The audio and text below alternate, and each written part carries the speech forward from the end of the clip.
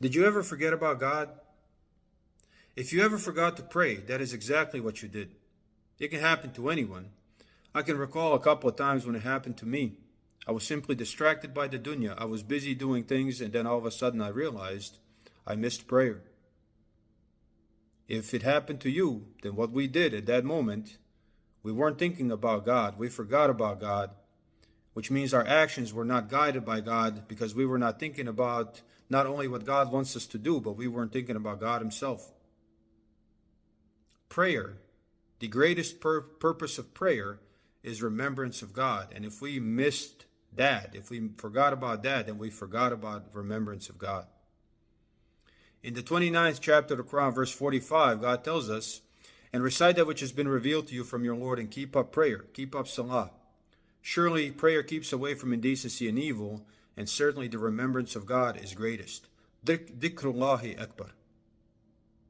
And God knows what you do. That is exactly what Allah told Moses in the 20th chapter of the Quran, verse 14.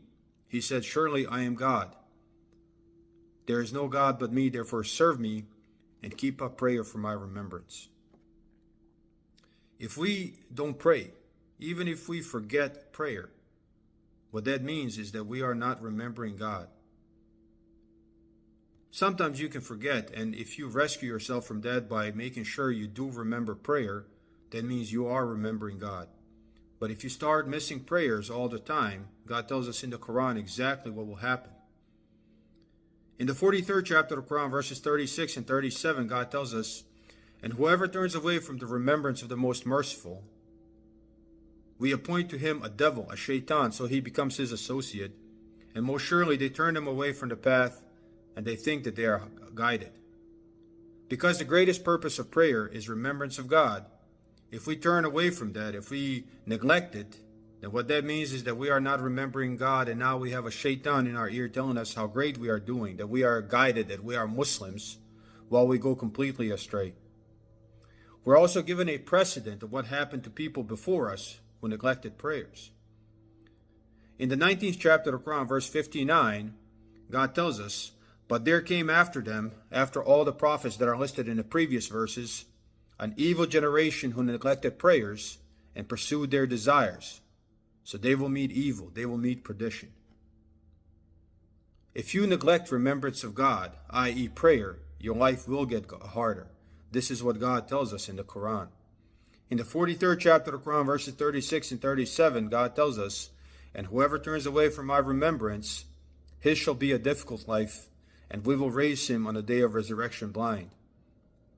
And an easy example here is, for example, addiction.